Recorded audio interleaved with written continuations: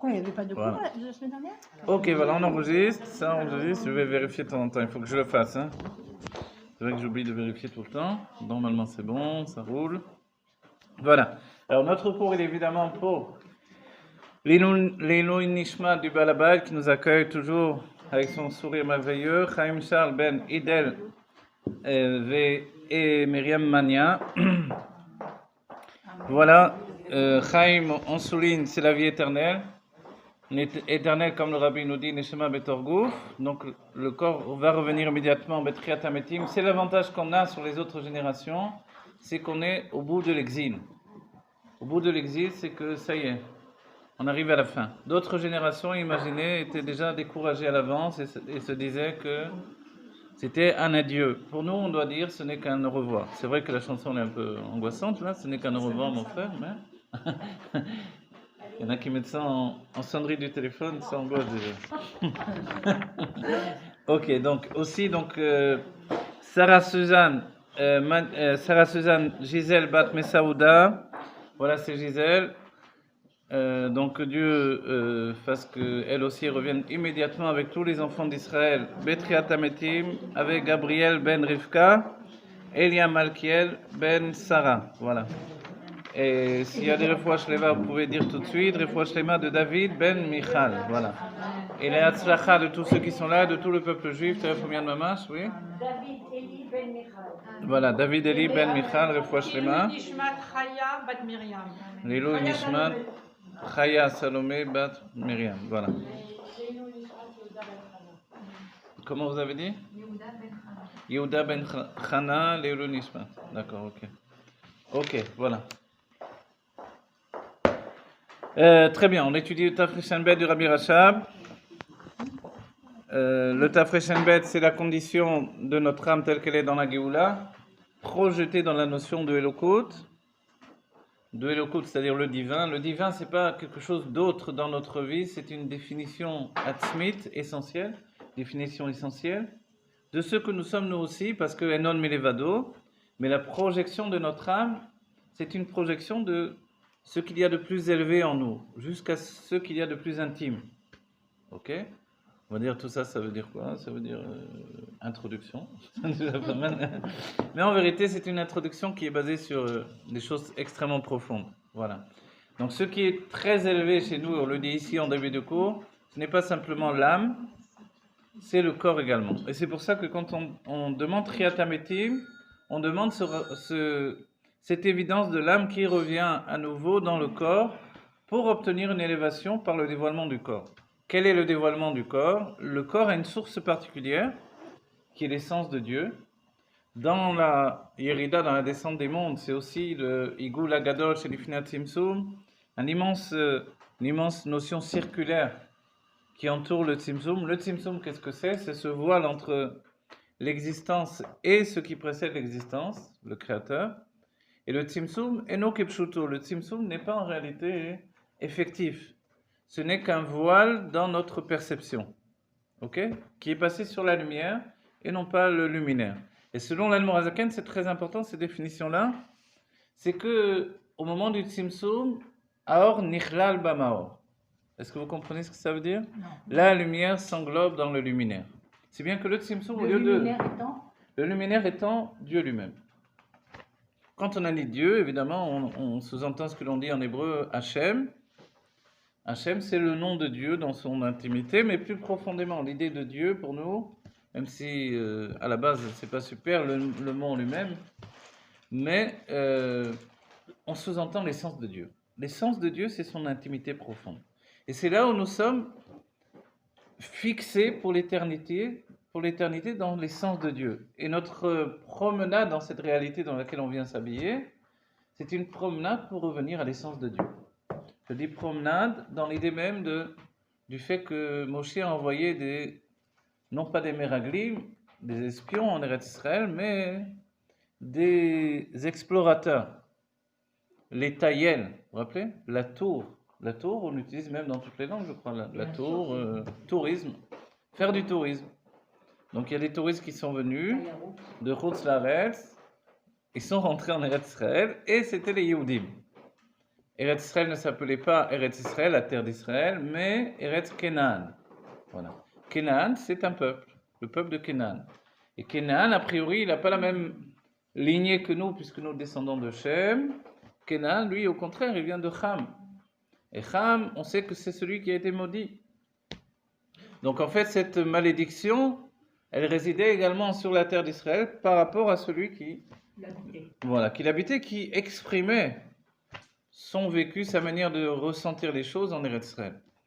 Le fait de les avoir expulsés, tous ces peuples qui vivaient en Eretz Israël, pour redonner la terre d'Israël au peuple juif, c'est un projet divin qui a précédé la création du monde, donc la création de la conscience.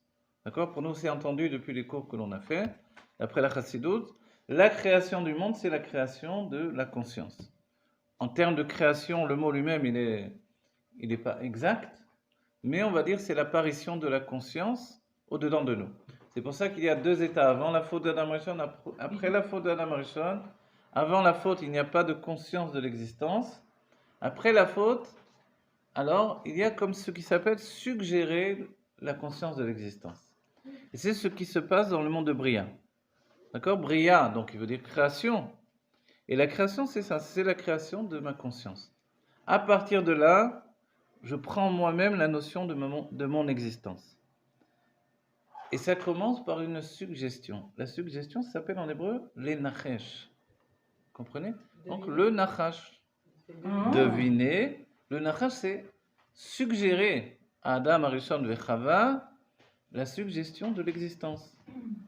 Et la décision, elle est, doit-on exister ou ne pas exister, être ou ne pas être, qui est bien connu, repris par Shakespeare. Et la réponse, c'est quoi ? La réponse, c'est si on veut donner naissance à l'individu, nous-mêmes, alors forcément il faut exister. Et c'est pour ça que le Nachash, qui est a priori l'expression du mal, est aussi la gématria de Mashiach. Et Mashiach, c'est la délivrance de l'individu. Vous voyez ? Mais il faut que l'individu existe pour qu'il ait une délivrance. Vous voulez poser une question du jour du jour ? Je ne sais même pas ce que je dis pour l'instant. Oui ? Le fait d'avoir touché à Shabbat, c'était pas ça le vrai problème apparemment, c'était le fait d'attendre. Il fallait attendre. Ah, alors voilà, non. C'est pas la question, c'est-à-dire que c'est pas. Est-ce que c'est vraiment la question ou c'est le fait d'attendre ? Alors non, effectivement, le fait de l'un des rares chidushim que j'ai trouvé dans la Torah, c'est le fait du mot pri qui est en fait un mot générique, lequel substitue la faute et l'exprime selon tous les niveaux de la Torah. Pshat, Remez et Yesod, c'est Sod. Vous voyez ? Chachmei Asod, les sages du Sod. Donc, ce mot-là, lui-même, il sous-entend que la faute. Pshat, c'est la paix, la bouche. Il a mangé le fruit. Donc, évidemment, on ne peut pas l'annuler non plus. Le Remez, c'est même l'idée que prendra la Chassidoute. C'est dans la Reïa, vous voyez, c'est avec Resh. Donc, il a fauté dans la vision, il a regardé dans les forces du mal. Et comme l'homme est pnimi, vous vous rappelez la définition ? Chez l'autre, ke Elokim sheyodim tom vara. Pourquoi Dieu ne voulait pas qu'il mange du fruit du fruit de l'arbre de la connaissance du bien et du mal, de manière à ne pas être comme les Elokim qui connaissent le bien et le mal. Et c'est vrai, Dieu va revenir sur cette définition-là. On va dire, mais quel est le problème de connaître le bien et le mal, puisque les anges connaissent le bien et le mal. Les Elokim, ce sont les anges. En fait, la définition, c'est que chez les anges, connaître le bien et le mal, ce n'est pas intégrer le bien et le mal. Chez l'homme, c'est la structure du pnimi. Vous voyez ? L'intérieur. Dès que je connais le bien et le mal, je suis le bien et le mal. Je peux l'utiliser. Je peux l'utiliser parce que ça se mélange à ma conscience, ça me construit une conscience que je n'avais pas précédemment. Vous voyez ? Et pour extérioriser cette conscience du bien et du mal, il faut être comme David Ameller. V'chatati negdi tamid, et ma faute est devant moi. Il a exclu la faute dedans de lui. Elle est juste devant lui. Oui, elle n'est plus à l'intérieur. Et ça, c'est un travail. Lui, il a obtenu ça par des taniyot, des sigoufim. Donc, il a jeûné, il a travaillé sur lui toute une vie pour obtenir ça. Comment nous devons obtenir cette conscience-là d'extérioriser la conscience de l'existence, qui est la conscience du mal. Vous voyez, le mal, c'est exister. Puisque Enon Milevado, tout est Dieu. Dès que j'existe, c'est du mal. Donc la chassidoute, la première définition qu'on apprend dans la chassidoute, comme un célèbre groupe de chanteurs, c'est le bitul. Oui, Beatles, bitul. Tout de suite. Alors, c'est immédiatement d'avoir du bitul. Le bitul, c'est la soumission. Ah, Voilà. Et la vraie soumission, la soumission quoi? C'est quoi la soumission? La soumission, c'est une projection vers ceux qui me dépassent. Si bien que je m'assimile à ce que je vois, je m'englobe dans ce que je vois, donc je n'existe plus. Pour nous, qui avons commencé à percevoir notre existence qui a été suggérée dans le monde de Bria, le Rabbi Rez dira Efsharut Hametziut, donc c'est comme suggérer la possibilité d'exister. Ça, c'est dans le monde de Bria. Notre âme vient du monde de Hatzilut pourtant. Et dans Hatzilut, nous n'existons pas encore. D'accord? Ça, c'est nos classiques dans notre cours. On a besoin, comme on fait Shema Israël tous les jours, de revenir à cette définition-là pour comprendre que ne pas exister, c'est être dans le bien absolu. Exister, c'est contracter le mal. Et comme Adam Arishon avait contracté le mal, Dieu lui a donné, entre guillemets, de mourir. Mourir, c'est se détacher de sa conscience de l'existence. Entre autres termes, ou entre autres définitions, ça veut dire vivre. Vous avez compris? Si je me détache de mon existence, de la vie, je commence à vivre véritablement, puisque je me suis détaché du mal. Qu'est-ce que le mal? C'est la possession. À commencer par la possession de ma propre existence. Vous voyez ce que je dis là, en vérité, selon la Chassidut Rabat, c'est la clé qui vient enlever la problématique de tous les problèmes psychologiques. Si je n'existe plus, forcément, je n'ai pas de problème psychologique. Et dès qu'on comprend que vouloir posséder, vouloir obtenir, Magui Ali, moi j'ai le droit de recevoir du kavod, de l'honneur, de ci, de là, tout ça c'est une problématique qui dans sa source ne doit même pas exister. Parce que la base de tout, c'est cette définition de l'existence qui fait basculer le monde vers le détachement de la Elokut, du divin. Et c'est la lutte qui était engagée dès le début du monde entre Caïn et Hevel, et qui a entraîné la mort de Hevel et le fait que Caïn est devenu un constructeur de villes. Il construit, et comme il construit, la décision c'est de posséder. Dès que je désire posséder, alors je suis toujours dans le manque. Quand je comprends que Mi Ashir à sa mère Bechelko, qui est le riche, celui qui est heureux de son sort, c'est aussi une qualité de faire avec ce que j'ai. Vous voyez, dans la cuisine, on dit, vous ouvrez le frigo, vous voyez ce qu'il y a, allez, on va se débrouiller, on va faire quelque chose. Vous voyez? Ou alors il y a celui qui dit, non, il faut aller acheter, il faut toujours aller acheter. Alors il va sans arrêt aller chercher à l'extérieur ce qui lui manque à l'intérieur. Vous voyez? Donc en fait, ces deux définitions. Dans la vie, est-ce que j'ai ce qu'il faut pour être heureux? C'est très masculin, chorma. La binale est plutôt, venez, on va acheter à l'extérieur, il me manque ci, il me manque ça. Donc on peut voir dans la définition que l'esprit masculin est dans la plénitude de ce qu'il possède. Le problème, c'est qu'il n'avance pas trop, forcément. L'esprit féminin, au contraire, elle a toujours ce manque. C'est pour ça que Dieu a organisé que l'un va donner à l'autre ce qui lui manque. Ok? Bon, les Chaim et les Bracha.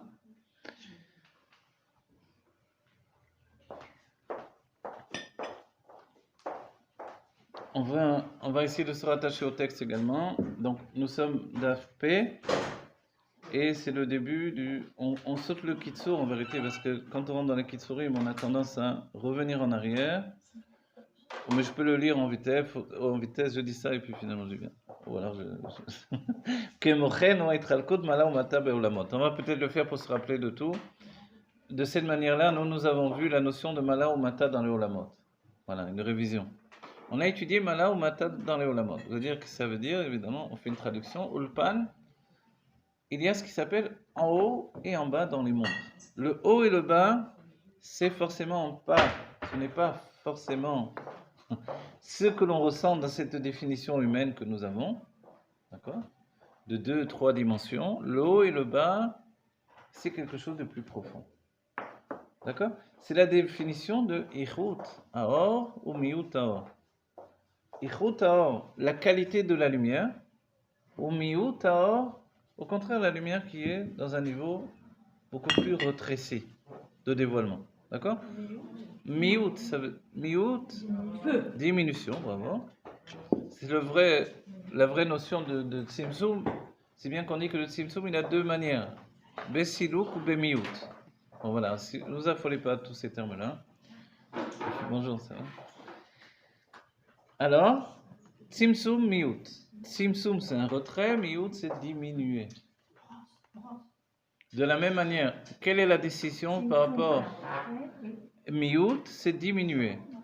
La décision même par rapport à l'idée de notre existence. Est-ce qu'on peut sortir notre existence en une fois et ne plus exister comme le Rabbi Meir HaMashiach, comme les grands tzadikim qui sont capables de ne pas exister et pourtant d'être là. Vous voyez? Je suis dans la photo mais je n'existe pas. Il n'existe pas, qui m'invitait la tête. Voilà. Il n'existe pas parce que les khatrila, enfin, parce qu'il y a eu des antécédents et parce qu'il y a un travail qui a été fait depuis des siècles, une stature comme celle du Nassiador de notre génération, directement, il n'existe pas. C'est bien qu'il est capable de faire des choses qui demandent une implication constante de son être, comme rester des heures et des heures, de 8 heures du soir à 8 heures du matin, en train de distribuer des dollars, au lieu d'aller étudier la Torah, au lieu d'aller faire d'autres choses, de recevoir des gens irido, de donner le lechaim, etc. On va dire, mais combien de temps permet-il pour un gaon de Torah? Et un gaon, c'est un petit mot. En fait, il y a quelque chose qui est la présence d'un individu qui, en fait, n'est pas là. Vous pouvez comprendre une chose comme ça? Est-ce qu'il peut, ça veut dire qu'il peut étudier en même temps qu'il est là? En fait, selon le Baal Shem Tov, il y a une notion où il peut être dans plusieurs endroits en même temps. C'est-à-dire que son être profond n'est pas accaparé par sa présence. Imaginez combien de choses on peut faire nous-mêmes si on est capable de faire ça. On est là, et puis on est là avec chacun, c'est ça qui est merveilleux. Quand je reçois des gens qui viennent chacun me parler de leurs problèmes, j'ai intérêt à être là pour les comprendre. Mais si je suis tellement là, alors comment je pourrais les aider? Parce que c'est l'explication du Rabbi Moharaj. Le Rabbi Moharaj, le 5e Rabbi de Lubavitch, c'est bien ça, 5e? Non, 1, 2, 3, 4e, pardon. Le Rabbi Moharaj recevait tous les jeudis soirs, il recevait pendant toute la nuit des gens en yechidot. Et c'est annulé pour être là. Hein? C'est annulé pour être là. Hein? Il recevait, bravo, et il était épuisé. Et son fils, le Rabbi Rachab, qui avait l'habitude de le voir veiller toutes les nuits, lui a demandé comment ça se fait que, compte tenu que toutes les nuits vous veillez de toute manière, là je vous vois, hein, je fais le... Alors comment ça se fait finalement que cette veille-là est plus fatigante qu'une autre? Alors le Rabbi Moharaj a répondu, quand je veille pour étudier, je suis avec moi. Je n'ai pas à fournir un autre visage de moi-même. Mais quand par contre je dois recevoir des gens qui arrivent avec leurs problèmes, la première réaction c'est que je suis incapable de les comprendre. Parce que je suis totalement en dehors de leur perception de l'existence. Alors, je suis obligé de sortir le vêtement de mon existence, passer leur vêtement d'existence, m'habiller de leur situation dans l'existence, ressentir leurs problèmes. Mais maintenant, compte tenu que je suis dans leurs problèmes, je ne peux pas non plus, comme eux-mêmes, ne pas trouver de solution. Donc, je dois à nouveau ressortir leur dessin, leur vêtement d'existence, repasser mon propre vêtement d'existence et leur trouver une solution. Et c'est ce travail-là de ôter le vêtement, remettre un vêtement qui m'épuise. Donc, quand il passe une personne, ça peut aller, mais imaginez combien il peut passer de personnes. Donc vous avez compris, en réalité, pour pouvoir aider quelqu'un, je dois comprendre qui il est. Et les sages nous ont dit, on ne peut pas juger quelqu'un d'autre avant d'avoir été à sa place. Je ne peux pas le juger sans avoir été à sa place. Comment j'ai pu être à sa place? Être à sa place, c'est en vérité d'avoir les vêtements d'expression de cette personne. Donc je ne peux pas en réalité. À moins d'avoir cette faculté d'assimiler, de comprendre l'autre d'une telle manière où je l'intègre dans ma perception. Et ça, en vérité, la plupart du temps, ou c'est inné dans ma nature, ou alors je ne l'ai pas. Il y a des gens qui n'ont pas du tout, c'est-à-dire l'autre personne n'existe pas pratiquement. D'accord? Donc ils sont habitués à monologuer. Et d'autres personnes, par contre, sont incapables de ne pas ressentir l'autre personne. Et ça peut entraîner ou aller jusqu'au malaise. C'est-à-dire, la personne arrive avec ses problèmes, je m'en prends plein la tête, vous voyez? C'est pas les émotions, ça? C'est plus que les émotions. Parce que les émotions ont également toute la part de l'inconscient qui est le véritable aspect du problème. Les émotions définissent ou dévoilent le problème qui ne vient pas en fait de la part révélée de la personne. La personne elle-même, la plupart du temps, elle n'a même pas compris son problème. C'est pour ça qu'elle demande de l'aide. Donc, il faut qu'elle expulse tout son ressenti, on va dire, pour que l'on puisse l'intégrer, le comprendre et puis trouver une solution. Dans la psychothérapie moderne, attendez, je vous dis ça, dans la psychothérapie moderne, alors on doit laisser à la personne de se soigner elle-même, entre guillemets. C'est-à-dire que chacun doit trouver son propre moyen de se sécuriser. Parce que soigner, on ne soigne jamais. Quand une plaie est ouverte, on ne peut pas refermer une plaie. Alors, quand la plaie est ouverte, il faut apprendre à vivre avec. C'est la meilleure des choses. Certains utilisent le terme de faire le deuil d'une chose ou d'une autre. Le terme est affreux, je trouve. Voilà. En fait, apprendre à vivre avec ça, c'est devenir beaucoup plus humain. Mais pourquoi ne pas guérir? Pourquoi ne pas? Guérir? C'est une forme de guérison. Parce que la guérison, en réalité, n'existe pas. Je vais vous apprendre pourquoi, si je peux. C'est que la mémoire qui nous a été donnée par Dieu est capable d'emmagasiner bien plus que ce que l'on a l'habitude d'appréhender dans la vie quotidienne. C'est-à-dire que dans la mémoire de ce que l'on se souvient réellement et de ce qui est repoussé dans mon inconscient, il y a 5% peut-être dans mon souvenir réel. Et dans l'inconscient, il y a tout ce qui s'est passé exactement sans la moindre perturbation. Vous voyez? Et de temps en temps, ça rejaillit. Donc en fait, la blessure dans l'inconscient, elle est toujours là pour toujours. On apprend à vivre avec. Voilà. Apprendre à vivre avec, c'est-à-dire apprendre à devenir soi-même meilleur. Parce que je possède, comment vous dire, je vais dire des cicatrices, c'est parce que je suis devenu plus humain. Et l'être humain, c'est celui qui porte une expérience de vie avec lui.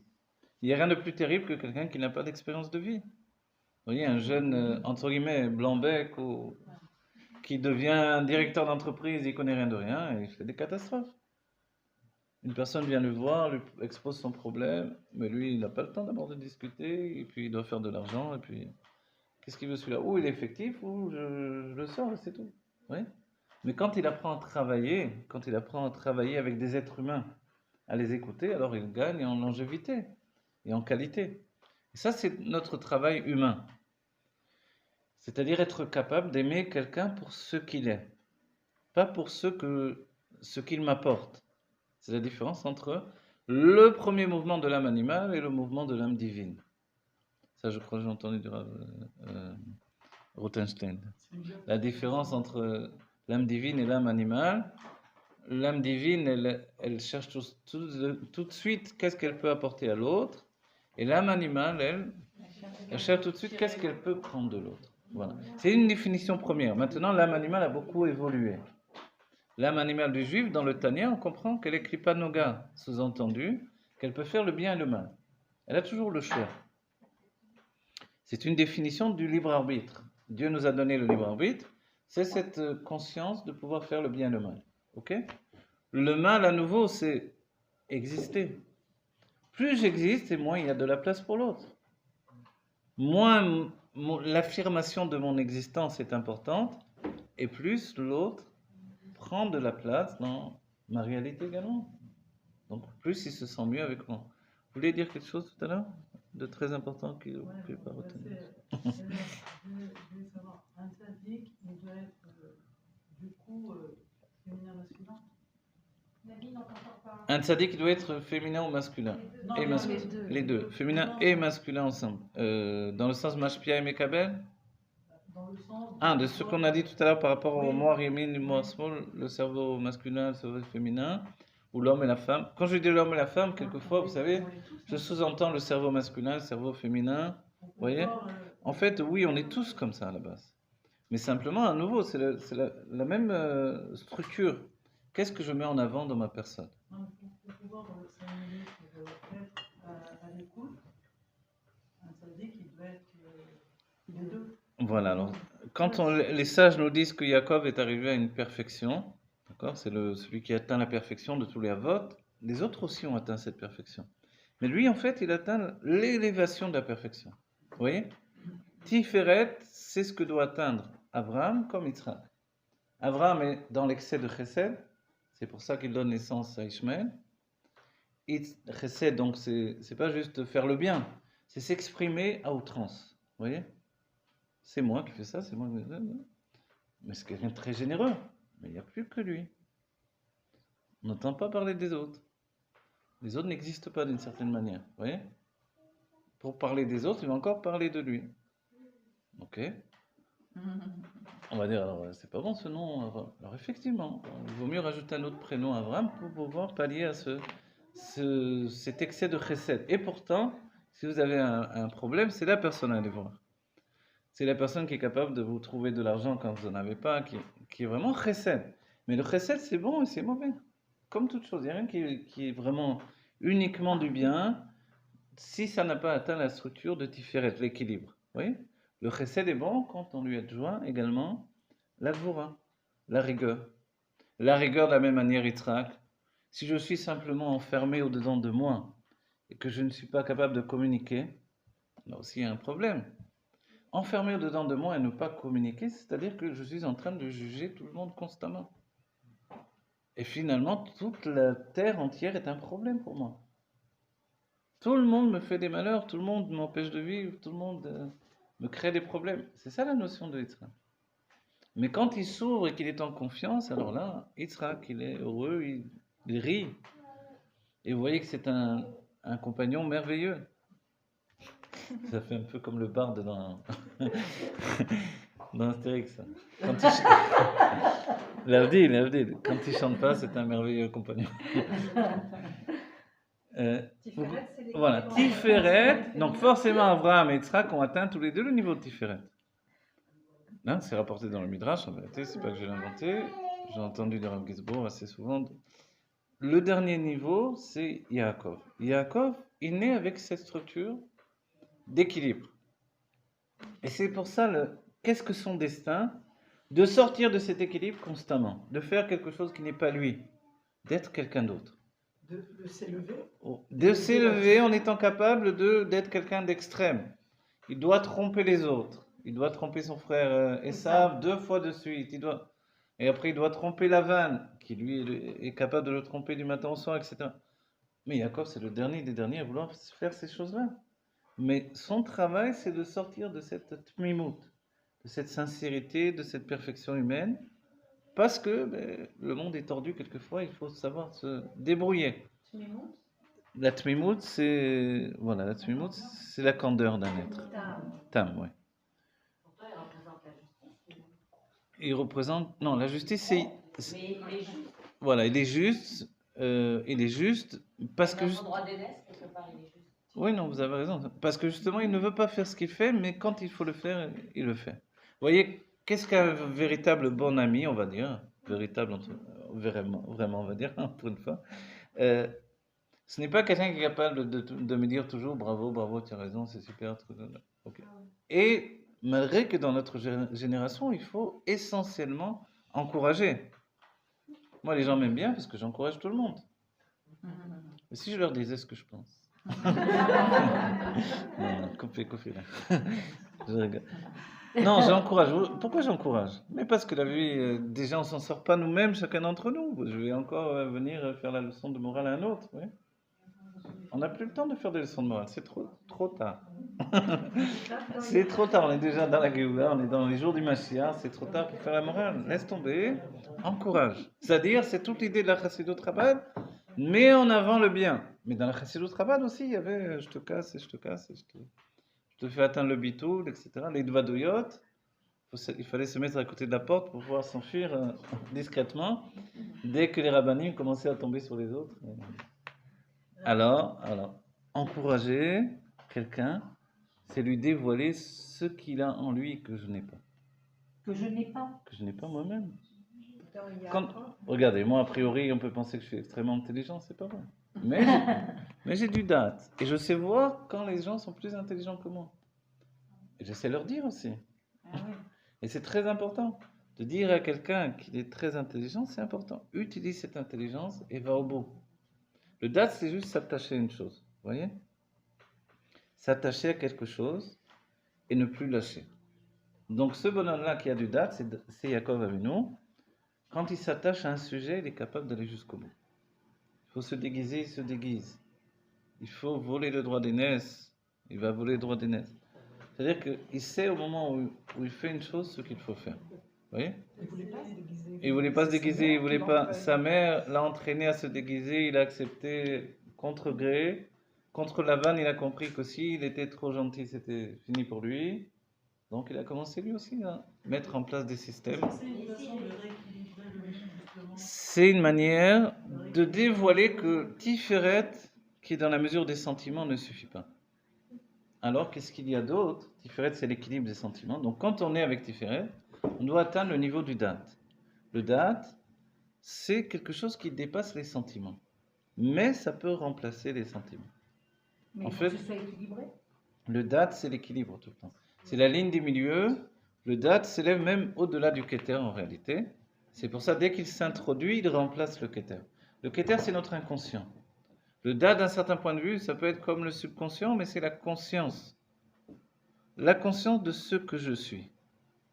On va dire la conscience, c'est jamais bon. Mais quand la conscience n'est pas enfermée, elle devient un atout formidable. Vous voyez? Quand vous avez conscience que votre conscience ne cautionne pas les abus de conscience, alors, je n'importe quoi vous allez dire, mais profondément. Avoir conscience que notre conscience n'est pas ce qu'elle dévoile, mais qu'en réalité, elle n'est que la conscience de Dieu qui s'exprime en moi, ça nous permet d'avancer beaucoup plus vite. Et même le Yetzer Hara qui peut venir me perturber toute ma vie, on peut le désarçonner en outil de Yetzer Hara. C'est un moyen d'avancer également. Et on peut remplacer le terme ra, mauvais, par le, vous voyez en araméen, il y a le al ou minera. Ce qui est en bas s'appelle ra. Al, c'est en haut. Vous voyez? C'est R aussi. Vous avez compris? C'est-à-dire que ce qui est en bas, c'est ça. Il y a un yetzer pour ceux qui existent dans le monde inférieur. Un yetzer, c'est un mouvement. Un mouvement de vie qui m'entraîne vers d'autres choses. Par exemple, je suis dans la tefila et je pense à une chose. C'est pas le moment de penser à ça. Ça ne veut pas dire que la chose à laquelle je pense, elle n'est pas bonne. C'est pas le moment, c'est tout. Je suis en plein Shabbat et je pense, je sais pas moi, à recoudre les rideaux ou à changer de meuble. C'est pas le moment, quel rapport maintenant? Ouais. Il n'empêche, ça ne veut pas dire que c'est mauvais. Donc il se peut que Motzei Shabbat ou Yom Rishon, Sheni, je fasse la chose. Mais il y a quelque chose qui est venu m'entraîner. Et quand la chose est venue m'entraîner, dans d'autres générations, on dit c'est du mal et je ne ferai jamais ça, comme ça je vais détruire le mal en moi. Dans notre génération, on a conscience que le monde a besoin d'être terminé. Il y a des choses que l'on doit terminer. Ce que l'on doit terminer, c'est le fait de notre disposition dans ce monde. En fait, notre âme est tellement grande, tellement immense, tellement démesurée, elle dépasse le monde dans lequel on vit, que pour l'intégrer dans ce monde matériel, il faut vraiment, on va dire, embrasser l'univers entier. Comprenez? Donc on ne s'est jamais assez répandu. C'est pour ça les brachot, c'est Ufarasta, Yama, Vakadma, répands-toi. Et depuis le Baal Shem Tov, on sait ce qu'a dit le Mashiach. Le Mashiach a donné $1 au Baal Shem Tov, et il lui a dit, bracha ve'atzlacha, il lui a dit, lir sheyafutsu ma'enotcha chutza. Lorsque tes sources vont se dévoiler à l'extérieur. À l'extérieur, c'est-à-dire quand finalement la chassidoute s'épanche de tous les côtés. Et c'est pour ça que j'écris des romans et voilà, et que se prépare une exposition sur des tableaux du Rabbi avec des tatmans à Tel Aviv. Voilà. Et pourquoi tout ça, on va dire? Parce qu'il faut que l'âme se répande à l'extérieur. Et l'âme, c'est la chassidoute, c'est le chesed. On a dit le chesed, il se répand. Il parle de lui. La chassidoute, quelquefois, on va dire, mais pourquoi la chassidoute, elle parle tellement de chassidoute? Oui. Elle n'arrête pas de faire sa propre publicité. Viens étudier. Pourquoi tu parles de chassidut pendant que tu enseignes le chassidut? Vous voyez? C'est parce que c'est ça le chesed. Le chesed, c'est exprimer, s'exprimer, je prends tout, je gagne tout. Mais dans le côté positif. Ça Oui. peut être aussi la volonté d'aider son prochain, Le chesed, c'est la volonté d'aider son prochain. en s'annulant peut-être même soi-même, ça a une simple volonté d'aider l'autre. Alors, je vais vous dire une chose. Regarde, le terme volonté ne convient pas. Parce que quand j'ai envie d'une chose, elle n'est jamais... Positive. Voilà, elle n'est jamais positive en réalité. Vous voyez? Quand je n'ai pas envie d'aider mon prochain, que je le fais quand même, ça commence à être bien. Alors je suis Yaakov. Et c'est vrai, c'est ça le secret. Le rabbi dit, qui doit étudier? Celui qui a envie de se lever et de faire des choses, d'agir, de transformer le monde. Assis-toi, étudier. Et celui qui veut que rester étudier, lève-toi, fais des choses. Quelle est Ouais. la valeur de faire ce qu'on Quelle est la valeur de faire ce que l'on C'est fait? facile à faire. Ah, alors je vais vous répondre. Et après, je vous demande, vous allez me dire, Même si c'est une je vais vous c'est répondre. facile. Ah voilà, je vais vous répondre. Ça, je l'ai entendu de mon ami ou de mon ancien ami, Simantov Kalemian. Non, c'était Machavota, quand j'étudiais les Mekoubalim, un chassid qui est chaliar à Pisgazev Mizrach. Il m'a rapporté un enseignement. Je vous le rapporte à son nom, je ne l'ai pas vu écrit, donc c'est important. Il dit que c'est un enseignement du rabbi, que lorsqu'Abraham a servi Dieu au contraire de sa nature, c'est ce qu'il a fait tout le temps. Hein. Abraham c'est chesed, il a fallu tout le temps qu'il se batte, qu'il tue, le contraire de sa nature. Qu'il chasse même son propre fils et puis qu'il prenne son fils aimé et qu'il aille pour l'ishrot autour, lui faire l'égorger. Il n'y a rien de plus terrible pour un homme de chesed. Ok. Alors, une fois qu'il avait terminé les 10 épreuves que Dieu lui avait données, et certains disent que la Kedah c'est la dernière épreuve, alors il a dit à Dieu, ça suffit, je ne peux plus, arrête là parce que tu m'as assez mis à l'épreuve. Dieu lui a dit, d'accord, j'ai terminé. Mais après, il y a eu quand même le souci de dire, mais alors, une fois que je t'ai servi à l'encontre de ma nature, tout le temps, qu'est-ce que je dois faire aujourd'hui? Dieu lui a dit, maintenant, tu dois me servir avec ta nature. Mais tu ne dois pas le faire parce que c'est naturel. Tu dois le faire comme un avodat Hashem. Et ça, c'est beaucoup plus difficile. Vous comprenez? Quand vous avez une nature, vous êtes généreux et vous faites quelque chose, il faut mettre quelqu'un dehors au lieu de l'accueillir. C'est pas facile, ça vous fait un couteau dans le cœur à vous-même. Ok? Quand c'est votre fils qui plus est, qu'il faut l'égorger, etc., etc. Ok. Et maintenant, quand on vous dit, tu vas accueillir les gens, mais tu vas pas le faire parce que tu as de la générosité. Tu vas pas donner la pièce à quelqu'un qui demande parce qu'il te fait de la peine. Tu vas lui donner parce que c'est une mitzvah. Comprenez? C'est-à-dire que tout à coup, j'utilise ma nature, mais je ne le fais pas avec ma nature. Et c'est ce que la Chassidut va appeler les Shanot Teva Midotav. Transformer la nature de mes sentiments. C'est ça, par exemple, étudier la Torah, comment dire, Ishma. C'est-à-dire qu'on aime ça, on aimerait bien faire que ça. Ah, ça c'est merveilleux. Mais comment on fait pour pas aimer ça? Ou pour dire, faut que je le fasse, je le fais, alors qu'on aime ça. C'est Mais facile. alors, je vais vous dire. Chacun de nous, on a des périodes. On a des périodes. Ah, je vais vous dire un truc. Je me rappelle, j'aimais beaucoup étudier le Rambam. J'aimais étudier le Rambam, je me mettais, je voyais le Rambam, j'étudiais, j'aimais beaucoup ça. C'est difficile, quoi. Et puis, à un moment, on évolue dans la vie de... Alors, il fallait que je prenne, comme tous les autres chassidim, sur moi, le fait que le rabbi ait demandé d'étudier le Rambam. Du coup, dès que j'ai pris sur moi la takana, on dit en hébreu, je ne sais plus trop comment dire en français. Bon, ça va me revenir, je vais La traduire. réparation. Non, mais c'est pas ça, justement. C'est pas la réparation, c'est la... Takana. Non, non. Taken. Oui, vous avez raison. Dans la racine du mot, c'est ça. Hein. Mais pourtant, c'est pas ce mot-là.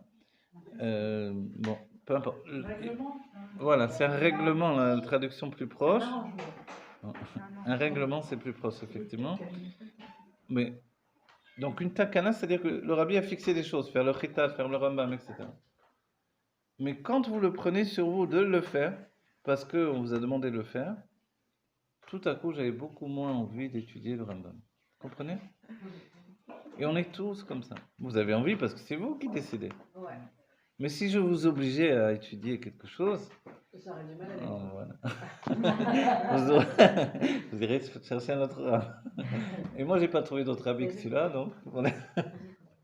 Comprenez, ça, c'est la nature humaine. C'est pour ça que les sages ont discuté dans la Gemara. Qu'est-ce qui est plus grand? Un Metsuve VOC, celui qui a été ordonné et qui a compris, ou Misheno Metsuve VOC, celui qui n'a pas été ordonné de faire une chose et qui l'a fait quand même. De là, les sages disent, quand les femmes font des mitzvot dont elles n'ont pas reçu d'ordre de Dieu d'accomplir, est-ce elles ont du mérite ou non? Ou est-ce que le plus grand mérite est celui qui a été ordonné de le faire? Alors, a priori, on a posé non, elle n'a pas de mérite, elle le fait quand même. Bravo. On dit d'accord, mais justement, tu as oublié que quand on t'a dit de faire quelque chose, il y a du etc. Tu n'as plus envie.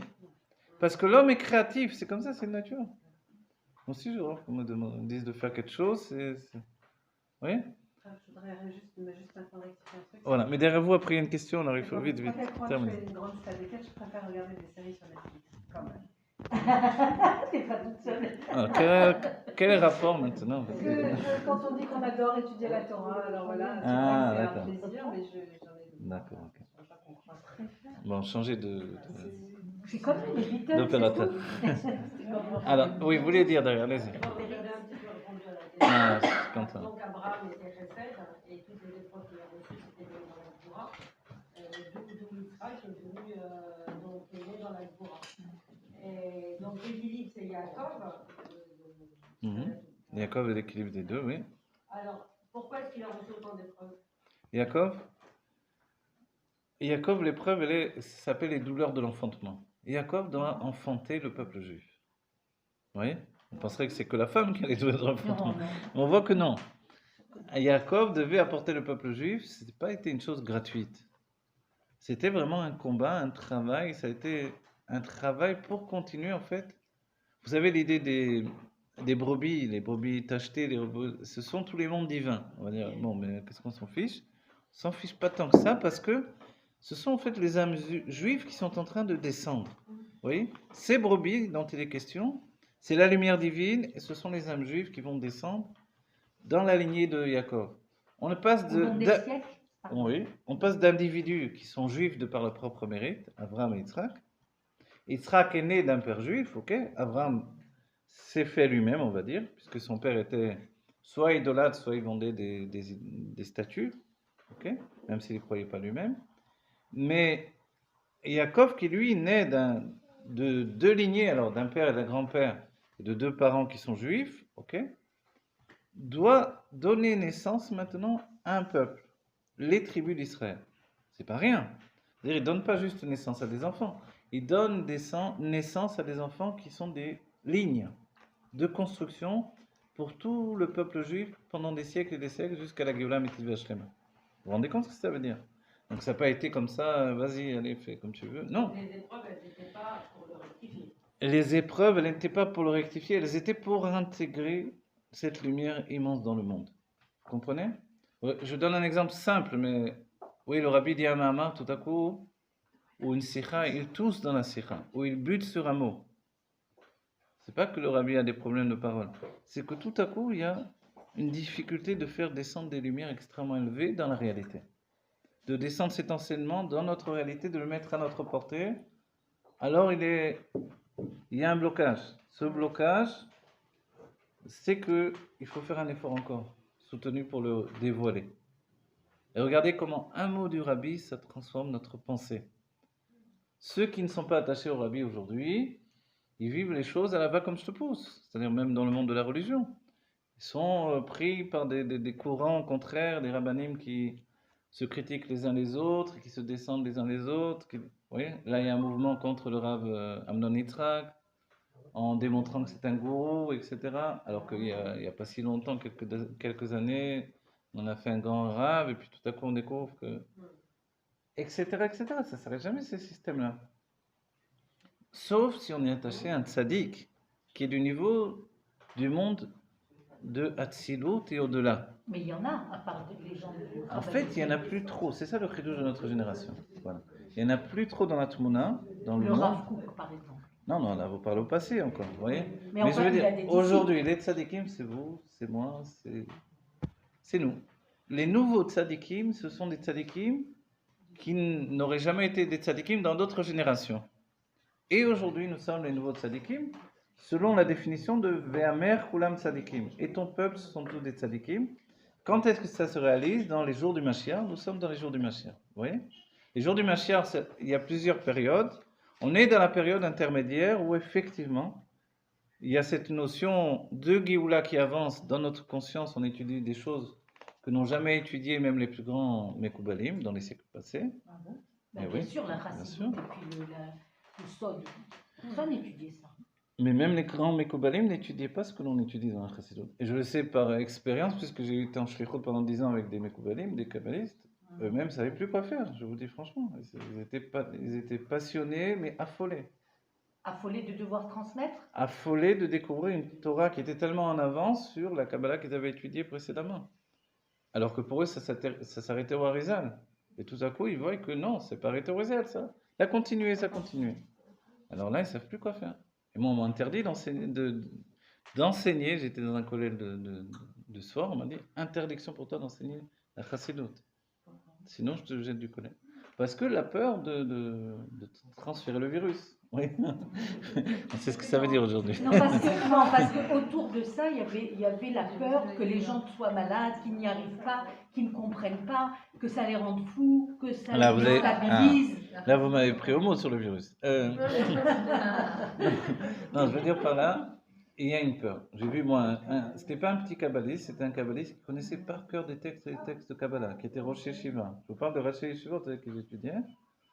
Et il était tellement enflammé, il a dit, mais c'est un substitut de la Kabbalah. Et il a eu très très peur. Il a eu très peur parce qu'il ne savait plus quoi faire. Oui. Sa remise en question était tellement grande, il a acheté des photos des Rebbeim, des amis dans tout le collège, etc. Mais il ne savait plus comment gérer les choses. Et donc, il a dit, toi, interdit que tu enseignes la Chassidut dans mon collège de nuit. Est-ce qu'il y a un Hein? enseignement contre les autres? Est-ce qu'il y a un enseignement de la Chassidut contre les autres? Oui. Contredisent dans l'idée où ça remet en question. Il y a des minagim de Chassidut qui remettent en question des écrits Meforashim du Harizal. Pourquoi? Regardez, le Harizal a reçu de Eliyahu Hanavi. La Chassidut, on a reçu du maître de Eliyahu Hanavi. Vous voyez? Donc, quand on a reçu du maître de Achia Shiloni, quand on a reçu du maître de Eliyahu Hanavi, on a reçu aussi également, d'entre les élèves du Harizal, dont Rabbi le rapporte ce que je dis, vous pouvez le contrôler. C'est dans Sharei Halachot Veminag, là-bas il rapportait sur les lois de l'étude de la Torah aussi, il rapportait aussi entre autres ces enseignements-là. C'est-à-dire qu'il y a une massorette chassidique, quels sont les écrits des élèves du Harizal sur lesquels on peut se baser. Et comme le monde de la Kabbalah, par exemple Sfarad, n'a reçu que uniquement Rabbi Chaim Vital, donc effectivement il y a des points de contradiction. Ne serait-ce que parce que Rabbi Chaim Vital ne parle qu'après le Tzimtzum. Après que Dieu ait fait un endroit pour ce qui s'appelle un Midat Haolamot, pour que les mondes puissent tenir. Et la Chassidut se base sur des enseignements qui précèdent, puisqu'essentiellement, on explique que la Idbonenu de la réflexion chassidique, elle doit atteindre ce qui précède le Tzimtzum, ce qui précède la création de tous les mondes, et donc ce qui touche l'intimité de Dieu. Et le secret, c'est qu'on est tous capables de toucher l'intimité de Dieu. Pourquoi? Quand on dit Dieu, on n'a pas l'intention de dire une définition dans les mondes divins. On parle de Dieu dans son intimité. Et nous sommes tous en relation avec ça. Et c'est pour ça que la Chassidut s'adresse à chacun. Bon, ok. Venez, on va reprendre le texte. On est en train de faire le Kitsour. J'ai pas eu le temps de noter, vous avez dit. Vous n'avez pas eu le temps de noter. De Eliyahu Hanavi. On a reçu. De Achia Shiloni. Achia Shiloni, c'est un prophète. D'après le Zohar, on ne connaît pas trop ça, mais le plus grand prophète après Moshe Rabbeinu, c'est Achia Shiloni. C'est incroyable, hein? Ouais. D'après le Zohar. Mais les degrés de prophétie, c'est-à-dire d'où ils prennent leur prophétie. Vous voyez? C'est pas Eliyahu Hanavi? Non, justement non. C'est le maître d'Eliyahu Hanavi, Achia Shiloni. Ah, Achia c'est Shiloni, le maître d'Eliyahu. voilà, il est sorti d'Égypte avec les enfants d'Israël, et dans le dernier cours on en a parlé également. Alors, Et il était à l'époque de David, dans le Rambam rapporte David qui belle mi Achia Shiloni au Beddino. chronologiquement, Et alors Yahushua, Ah oui, chronologiquement. Oui, c'est pour ça il était en Égypte, n'oubliez pas. Il est sorti d'Égypte. Donc même quand vous dites mais il est que rentré en Eretz Israël. Pinchas ou Eliaou, oui, il est rentré en Eretz Israël puisqu'il était jusqu'au temps de David. Pinchas ou Eliaou, dans ce cas-là, alors, Tu peux pas l'arrêter tout le temps. arrêtez de m'arrêter. Alors, voilà. Alors maintenant, regardez un autre point dans le Kitsur. On revient dans le Kitsur. Kemochen ou itralkut mala ou mata veolamot. Et c'est ainsi. Ouais, c'est pas beau ça comme ça. C'est ainsi que. Voilà. Kemochen, de cette manière-là, c'est également le fait de. La notion de itralkut, c'est la séparation entre en haut et en bas. C'est-à-dire, d'asfara sfirot de bria, enam out asfara sfirot de atzilut. Vezeo, shemedaber, meinyan acher. La nature des 10 sphirotes du monde de Hatzilut ne sont pas comme la nature des 10 sphirotes du monde de Bria. Est-ce que vous comprenez ce que ça veut dire maintenant avec tout ce que l'on a étudié ou non? Ce serait presque un devoir. C'est-à-dire, qu'est-ce que la nature des 10 sphirotes du monde de Bria? La nature des 10 sphirotes du monde de Bria, a priori, c'est exprimer la lumière divine à partir d'un écran. Vous savez, Moshe était capable de voir la lumière de Hatzilut dans Bria. C'est ce qui s'appelle Aspaklaria Merira. C'est le nom Un Ringlas. écran. Vous savez que Ringlas veut dire Aspaklaria Meira. Ben non, je ne sais pas. Alors, Voilà. Trouvez la signification. Ringlas en hébreu, non C'est un Rav qui avait fait cette Non, non, allez-y. Alors, le Ringlas, le Balabait, Voilà. alors ça veut dire également. Le Rav Lemel avait dit à la bar mitzvah de mon fils que la traduction de Ringlas, c'était Aspaklaria Meira. Ah, alors, glace. Non, Alors, qui veut regardez, dire, en réalité, glace. voir. Et Rennes, ça veut dire quoi Rabbeinu, Rennes, ça veut dire regarder. Rennes, c'est en anglais Reine, c'est la pluie. C'est la pluie. C'est le nom anglais. Non, parce qu'en yiddish, en allemand et en anglais, c'est c'est les mêmes racines assez souvent. manière, Oui. par transparence. Ah, voilà. Voir Hachem Alors, par glaire, transparence comme Moshe Rabbeinu. Ah oui, ah d'accord, alors, très bien. Rennes et glace. Voilà, il a dissocié le mot reine et le mot glace. Voilà. Glace, ça veut dire le miroir. Aspaklaramera, ça veut dire le fait qu'il voit dans une vitre qui est nette, qui est transparente. Ça, c'est la force de Moshe Rabbeinu, alors que les autres Lévi'im ont vu à travers un miroir brouillé. Vous voyez?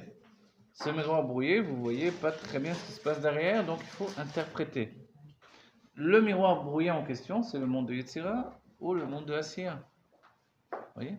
Mais dans le monde de Bria, être capable de voir avec une vitre qui dévoile, il faut être en relation soi-même avec le monde de Hatzilut dans son âme. Et c'est ce qu'a fait Moshe Rabbeinu. D'accord? Et nous, aujourd'hui, on ne veut pas voir Dieu à travers un miroir, on veut le voir directement. Même pas à travers un miroir. À travers un miroir, c'est comme si vous dites, je le vois au cinéma, je le vois à la télévision. Ok, c'est très bien. Ça veut dire que c'est. Nous, on voit le reflet, ça ne pas. On voit juste un reflet. On voit juste un reflet. Non. Ce qu'on voit, nous, on voit. C'est comme si on a mis le masque sur les yeux, vous voyez? Ce qu'on voit. On a mis le masque sur les yeux, on a oublié de couper les trous, vous voyez? On a oublié de faire les trous pour les yeux. Voilà ce qu'on voit. Non, en vérité, non. Ce que l'on voit, il y a chez les chassidim une amira, une parole de l'Admor HaZaken qui dit un chassid ressent plus que ce qu'il voit. Ressentir plus que ce que l'on voit, voilà, c'est voir ce qui s'appelle non pas avec les yeux de chair. La finalité, c'est d'arriver à voir avec les yeux de chair, c'est ce que l'on désire. Je pourrais dire je vois Dieu, ok, mais c'est pas la vision que je veux avoir. Je vois Dieu dans sa lumière, dans son expression. C'est vrai, je le ressens, d'accord. Mais à travers un juif, je vois Dieu. À travers la beauté de Eretz Israël, la beauté intérieure de Eretz Israël, la beauté intérieure d'un juif. Mais est-ce que je le vois comme je désire le voir? Le Rabbi nous a dit, il faut l'ifkor et ta'inaim. Ouvrir les yeux. Ouvrir les yeux, c'est aussi l'étymologie de pikéa, devenir quelqu'un d'intelligent, de vif, de malin, de... Hein? Oui, vous voulez dire? Voir Dieu, on n'y est pas du tout. Non. Voir Dieu, c'est voir à travers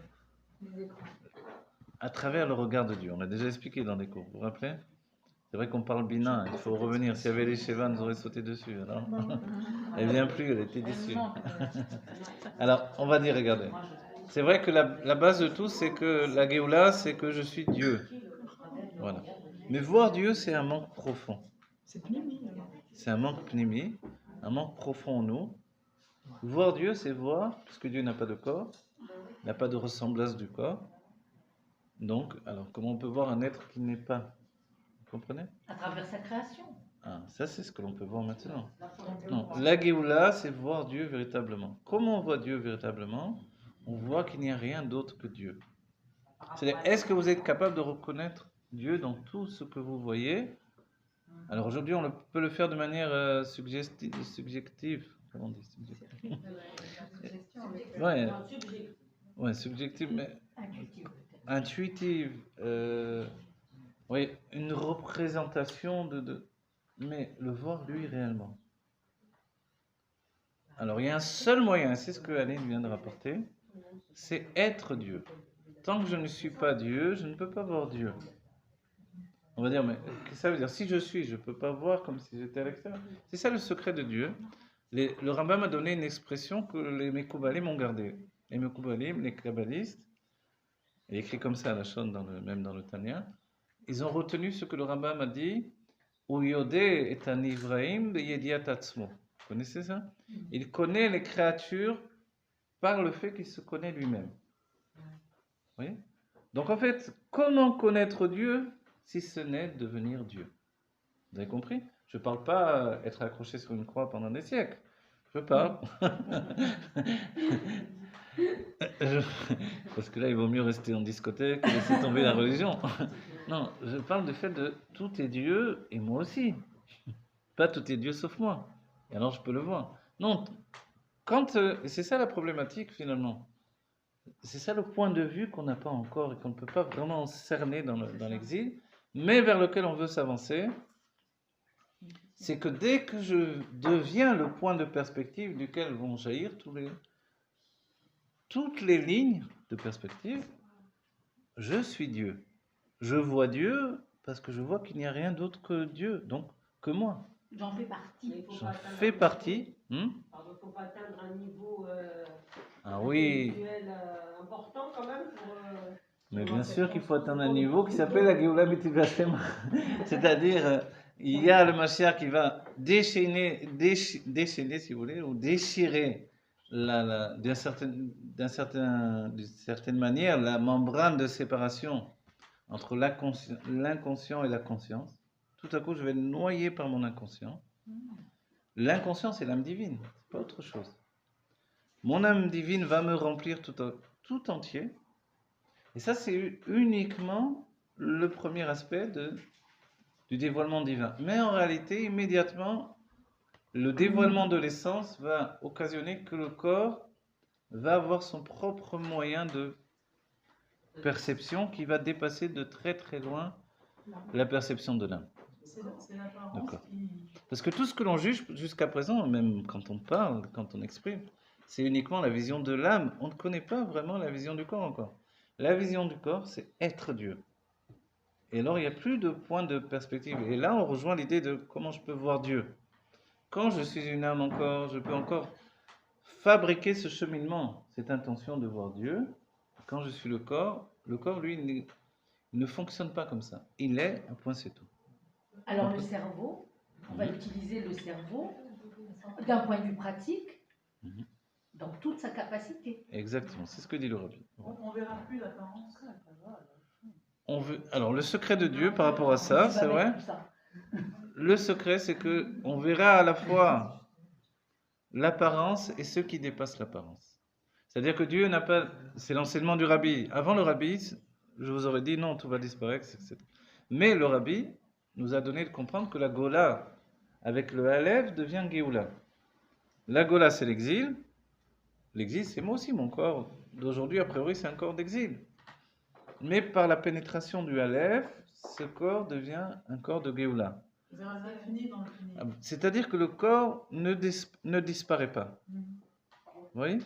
le corps ne disparaît pas, et tout à coup, c'est encore plus complexe. C'est-à-dire que la complexité des choses, dès le moment où la Géoula est effective, elle est beaucoup plus importante que ce que l'on peut imaginer aujourd'hui.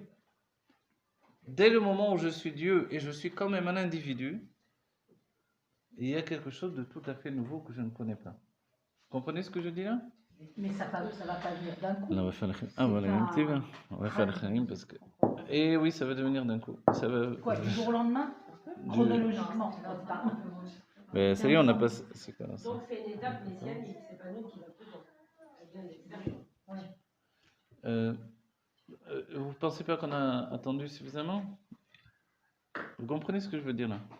C'est-à-dire, les choses qui ont amené les préparations successives, etc., elles se sont faites régulièrement. Aujourd'hui, on est passé au stade où la chose est présente. Et c'est pour ça que le rabbin nous a donné des définitions. La Géoula est déjà là. La table est déjà dressée. Nous sommes tous des tzadikim. Tout ça, ce n'est pas à nous de dire, bon, un jour viendra où ça sera comme ça. Non, le rabbin ne parle pas au futur. C'est-à-dire que à nous de faire le lien. Voilà, d'enlever les voiles qui nous empêchent d'accéder à ce qui est déjà. Et c'est ça le secret de tout. Il parle au passé.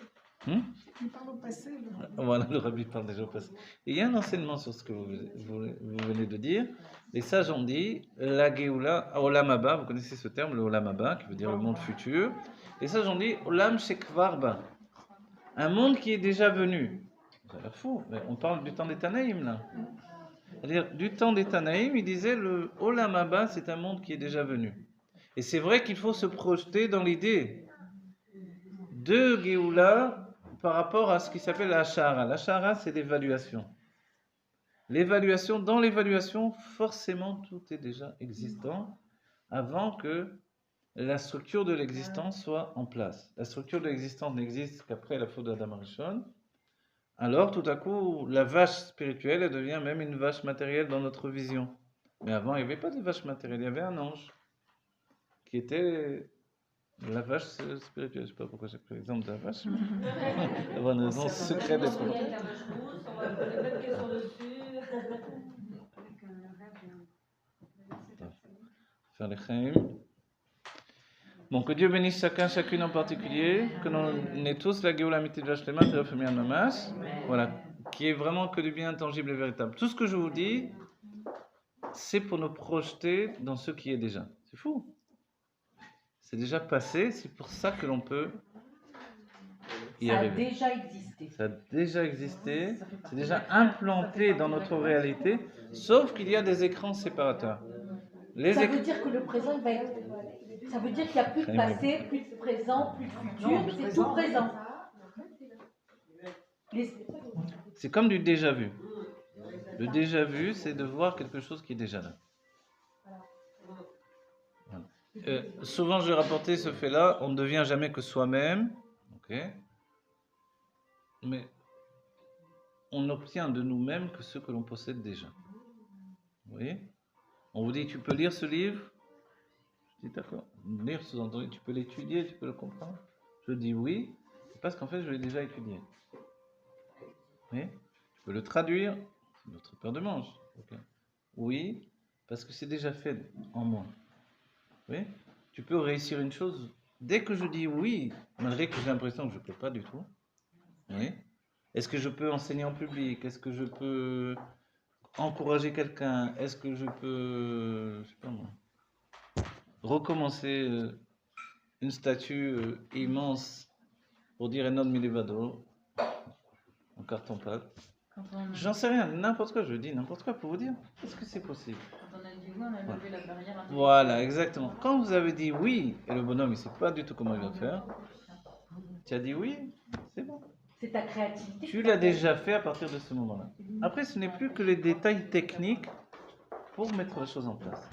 C'est vrai qu'on n'a peut-être pas le temps, on n'a pas mais dès que l'on a dit oui, la chose est, oui, le voile est levé. C'est-à-dire, dès qu'on a dit oui, on dévoile le potentiel. Exactement. On dévoile qu'on est déjà capable parce qu'on l'a déjà fait. Ou est-ce qu'on a fait? On va dire, j'ai jamais réalisé ça peut-être, oui. Mais en réalité, je l'ai fait quelque part que je ne sais pas dans une vie précédente, dans l'évaluation. Dans mon âme, la chose est déjà là, sinon je ne pourrais pas le faire. Vous comprenez? Tout à coup, une personne, du jour au lendemain, je ne sais pas quoi vous dire, un enfant hérite de son père d'une entreprise, mais lui, il ne connaît rien, de rien, quoi. Et il va prendre sur lui de le faire parce que, ne serait-ce que pour être attaché à son père. Est-ce qu'il est capable de diriger l'entreprise? En vérité, il connaît zéro là-dedans. Mais oui, et peut-être qu'il va être le meilleur chef d'entreprise Vous comprenez? La même chose le roi. Shlomo Améler succède à David Améler. Il faut le faire de succéder à David Améler. C'est-à-dire, c'est pas n'importe quel roi. C'est le roi d'une stature tellement puissante que vous dites... La même chose dans la Chassidoute. L'Admor MCI, après l'Admor Azaken, une âme nouvelle qui est venue transformer le judaïsme, qui a pris les choses les plus complexes et les apporter à l'esprit de chacun. On a dit à l'Admor MCI, qu'est-ce que tu vas pouvoir... Les vieux chassidim se moquaient un peu de l'Admor MCI, de dire, bon, maintenant, après l'Admor Azaken, qui on va pouvoir proposer comme rabbi après une telle stature? Ils lui ont dit, l'Admor MCI, il était tout jeune, il venait continuer son père, ils lui ont dit, qu'est-ce que tu vas pouvoir être mechadesh? Qu'est-ce que tu vas apporter de nouveau? Il leur a dit, je vais vous donner tellement de chassidoute qu'elle va vous sortir du nez. C'était ses paroles. Et on va dire, c'était pas une parole en l'air. Il leur a donné une chassidoute, ils n'ont jamais entendu comme ça. Donné des mamarim de 18 heures d'affilée. Donc il fallait se mettre au niveau de l'Admor MCI. Il a écrit toute la chassidoute. Il a dit, la Géoula peut venir, j'ai tout écrit, tout le sod est écrit. Après, il y a eu des accusations, il y a eu des textes, la moitié de ses écrits ont brûlé, etc. C'est pas la moitié, c'est le cas. Sous-entendu, il a apporté ce qui n'existait pas. Comment c'est possible? Alors les sages nous ont donné une phrase qui s'appelle « Yafé koar ben mi koar av ». La force du fils est plus belle que la force du père. Et on a tous ça en nous. Comprenez? On va dire, c'est ton père, c'était un paysan, qu'est-ce que tu vas pouvoir... C'était un paysan, mais peut-être qu'il avait des choses en lui qui étaient extrêmement belles et fortes. Peut-être qu'il ne les a jamais exprimées. À moi d'exprimer ces choses-là. Pour l'éducation, c'est essentiel. Je ne dois pas transmettre à l'enfant ce que je suis, c'est-à-dire faire du copier-coller. On va juste lui rajouter Junior, il a le même nom que le père. On lui rajoute Junior et c'est fini. Non, il doit devenir lui-même. C'est-à-dire, il doit imposer sa différence. Il est évident, et c'est notre paracha, la paracha précédente, Toldot, cette notion-là où, vous voyez, Toldot, Avraham Olid et Yitzhak. Tout à coup, on nous annonce. Mais heureusement qu'on nous le dit, parce que sinon je n'aurais pas su avec tout ce qui s'est passé. On s'est demandé à qui Avraham a fait la Kedat Yitzhak, puisque tout à coup, on vient juste d'apprendre que Avraham a enfanté Yitzhak. Vous voyez? Alors, non, mais c'est un chidouche, ça. Que le chesed a enfanté un enfant de Gvoura, le contraire de ce qu'il est, ça c'est du jamais vu. Et c'est ça le vrai chesed. C'est pour ça qu'Avraham atteint son tikkun. Tel qu'il était précédemment, quand on vous dit Avraham, il ne parle que de lui, il n'y a que lui, voilà, personne. Ouais. C'est-à-dire un mari, la femme, elle n'existe pas, quoi. Pourtant, Sarah, Et pourtant, Sarah, on dit qu'elle était tellement élevée qu'elle est supérieure à Abraham dans la névoie. Alors, on va dire, vous voyez qu'est-ce qu'il a atteint? Il a atteint cette faculté de absolument donner à l'enfant d'être quelqu'un d'autre que lui. Et pourtant, on dit qu'Yitzhak avait le même visage qu'Abraham. Et Abraham a demandé des signes de vieillesse pour que l'on voie la différence. Est-ce qu'il a atteint la faculté de transmettre à son fils, ou c'est plutôt des épreuves qu'il a eues dans la vie qui a dévoilé alors c'est vrai que sur le petit livre que j'écris sur les parachutes, justement, je parle de ce fait-là, c'est que, en fait, qu'est-ce qu'Abraham pouvait donner à Yitzhak? Ce qu'il était lui-même, ou au contraire la valeur de toutes ces épreuves. Toutes ces épreuves ont été de se construire dans la gvoura, dans la rigueur, parce qu'il était chesed. Donc en fait, c'était le choix qu'il avait dans sa vie. Et le choix, le parti pris chez Abraham, ça a été de donner la valeur de son travail. Et ça, c'est ce qu'il y a de plus beau. C'est-à-dire, notre amour d'un individu, c'est de découvrir en lui des qualités que je ne possède pas. Je vous ai parlé de ça au début du cours, vous comprenez? Être capable de dire, j'ai plus intelligent que moi. Tu es plus beau que moi, tu es plus fort que moi. Oui. Et de le penser vraiment. C'est facile de dire si on ne le pense pas. Mais de le penser vraiment. Sans se détériorer, sans se dire, moi je suis zéro. C'est pas de ça dont on parle.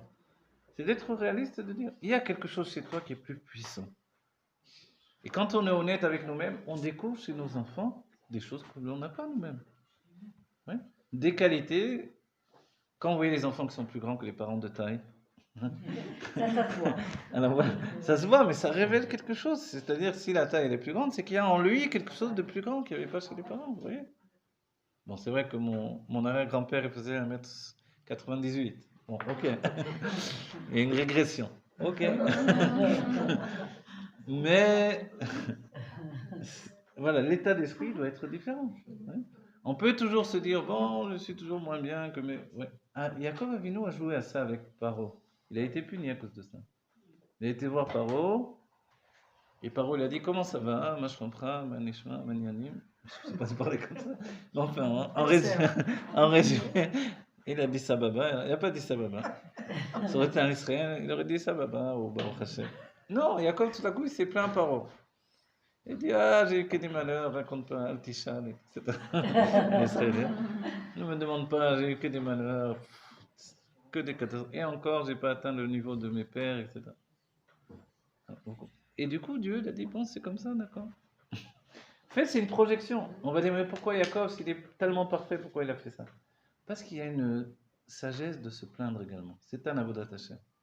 De se plaindre. On dit le Tzemar Tzedek avait cette nature de se plaindre à Dieu. Ça, on le fait très bien. Hein, Il faut être capable de se plaindre. Et on raconte une histoire chassidique où un chassid s'est retrouvé sur une île. Aujourd'hui, ça fait bizarre, il se retrouve sur une île. Mais il y a des époques, ça existait. Il était sur un bateau qui a coulé. Il s'est retrouvé... Non, il s'est retrouvé sur une île. Tout à coup, il y avait là-bas un seul juif. Il a parlé avec lui. Il a demandé comment ça allait. Il a dit tout va bien, grâce à Dieu, c'est super, etc. Bon, il dit ah, d'accord. Il est rentré chez le Baal Shem Tov, il a réussi à revenir. Et le Baal Shem Tov lui a demandé alors qu'est-ce qui s'est passé. Il lui a raconté, il lui a dit sache que c'était Avraham Avinu qui avait été envoyé du ciel pour voir la situation des Juifs dans l'exil et s'il fallait apporter ou non la Géoula. Et toi, tu as dit que tout allait bien, bravo. Regarde-moi ça la catastrophe, regarde les Juifs dans l'état. Et tu ressens que tout va bien, ça va. Alors, c'est vrai qu'on dit, ah, mais il faut savoir, il fallait me prévenir, quelque chose. Justement, on ne prévient jamais. C'est des caméras cachées, on ne prévient jamais. Il y a une malade dans ce plan. Alors, il y a une malade dans ce plan. Le Tzemar Tzedek se plaignait beaucoup. Ouais. Mais au quotidien, Le Tzemar Tzedek disait, il n'en pouvait plus des chassidim, il pensait qu'une chose, partir en Eretz Israël. Ah bon? Le rabbi s'est plaint beaucoup aussi. On a de quoi aussi. Hein. Le rabbi s'est plaint aussi. Ah oui, le rabbi s'est plaint. On va dire, mais alors, faites autre chose. En fait, il y a quelque chose. Se plaindre, c'est lâcher une soupape, vous voyez? Une soupape, et puis mettre les choses à niveau. Ouais. Si tout va bien, tout va bien, tout... Non. En fait, vous plaignez, ça n'empêche pas que vous allez avancer. Et c'est pour ça qu'il y a un yom-yom qui nous dit une anacha, voilà, un soupir d'un juif. En vérité, un soupir, c'est une plainte inexprimée. Un soupir d'un juif, c'est déjà une tchouva. En fait, la plainte, elle vient réaliser que vous avez envie de plus, et de plus, et de plus, et de mieux, et de mieux. C'est égal, là, je veux la Géoula Mitit Vashrema. Tout ça, c'est super, mais c'est pas ça. C'est pas ça. c'est pas ça qu'on Voilà. Bon, Tavlechem les bras. Donc, vous voyez tout ce que l'on a dit sur le texte? Ok. Be'atzilut vezeo c'est medaber me'inyan acher. Voilà, donc tout ce que l'on a avancé là, c'est que dans Atzilut, c'est une autre situation que le monde de Bria. Bria, c'est la Sharut, la Metzilut, on a commencé le cours avec ça. Évidemment, j'avais parlé de ça par rapport au Kitzur. Vous vous rappelez comment on a dit? Bria, c'est suggérer l'existence. D'accord? Et si chez nous, l'existence n'est que suggérée, ça change beaucoup de choses dans notre vie? Le Rabbi Rayatz, quand il était enfant, il a vu un policier russe qui a frappé un juif. C'était un boucher juif qui était très content parce que c'était une période difficile où ils n'arrivaient pas toujours à gagner leur vie correctement. Et il était avec un veau sous le bras, donc il était costaud, et des poules. Et arrive un policier, des poules et un veau. Donc il allait voilà, faire la shrita et puis les vendre, quoi.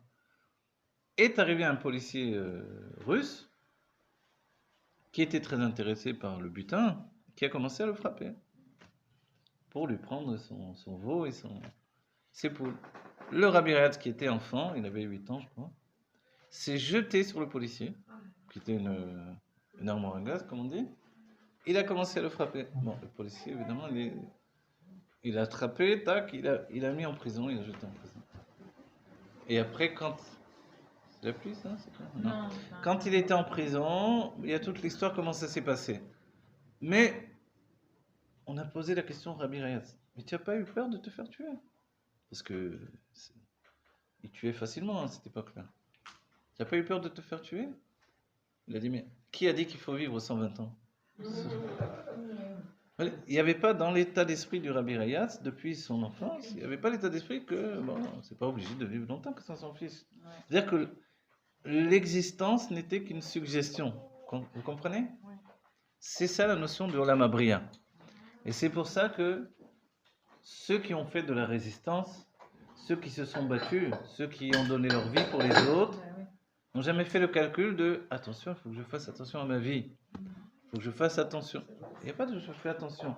Quand il faut faire quelque chose, on le fait. Vous connaissez, on dit dans la Gemara, si quelqu'un passe, un religieux passe et voit une femme en train de se noyer, et que la femme n'est pas très habillée, puisque quand elle se baigne, la plupart du temps, elles ne sont pas très habillées, il ne va pas commencer à dire « bon, mais elle n'est pas très habillée, c'est honteux, truc, machin. Ça se fait pas, etc. Si les gens me voient, qu'est-ce qu'ils vont penser ?» En attendant, la femme elle est en train de se noyer. Vous voyez? Donc, saute et après tu feras b'diavad. C'est pour ça qu'on dit beaucoup de halachot c'est après coup. Mais d'abord, agis, après on verra. Après coup, tu auras demandé est-ce que je pouvais faire. La même chose on dit la rabbinite. C'était pendant la guerre, il y avait des bombes qui tombaient de tous les côtés. Elle a été la courue vers un homme, un vieil homme. Elle a poussé par terre et une bombe est tombée, un obus, juste à l'endroit où il était. Voilà. Et après, la rabbinite a été lui demander pardon. En vérité, on lui a dit, mais pourquoi tu as demandé pardon puisque tu l'as sauvé la vie? Il a été bien content. Il a dit, mais on ne peut pas pousser quelqu'un comme ça. Qui poussait une femme vient pousser un homme, le jette par terre, sans lui demander pardon. Vous voyez? Pourquoi puiser une femme? Parce que c'est le rapport entre un homme et une femme. Maintenant, si vous me dites, j'ai entendu, je ne sais plus, une discussion de faire des hatsala, nashim, des femmes qui vont... sauver des autres femmes qui sont blessées ou quoi que ce soit. Il est évident qu'un docteur, il vient, il vous soulève, vous soyez femme, pas femme, il vous sauve. Vous voyez? Il n'y a plus à ce moment-là, c'est un malade et c'est quelqu'un qui peut s'occuper de lui. Une neshama, c'est une neshama, c'est oui, pas, mais voilà. Dans notre génération, Dieu a dit les hommes avec les hommes, les femmes avec les femmes, parce que c'est mieux pour nous. Vous voyez? C'est mieux pour nous que j'ai plus d'influence sur une femme quand je suis une femme. Elle peut me raconter des choses intimes. Qu'est-ce que vous croyez avec les psychanalystes? C'était organisé que la femme qui suit une psychanalyse tombe amoureuse du psychanalyste par le biais d'un transfert. C'est yadoua, c'est pas juste que c'est arrivé. C'est pas juste que c'est arrivé avec Jung et une femme, c'est pas juste arrivé avec Freud et des tas de femmes. C'est que ça fait partie du processus. Donc, en conclusion, si vous êtes religieux, dites, il vaut mieux pas que je m'occupe de femmes. Pourquoi? Parce que c'est déjà installé que ça se passe comme ça. Oui? Vous comprenez? Il y a la même chose d'une femme avec un homme.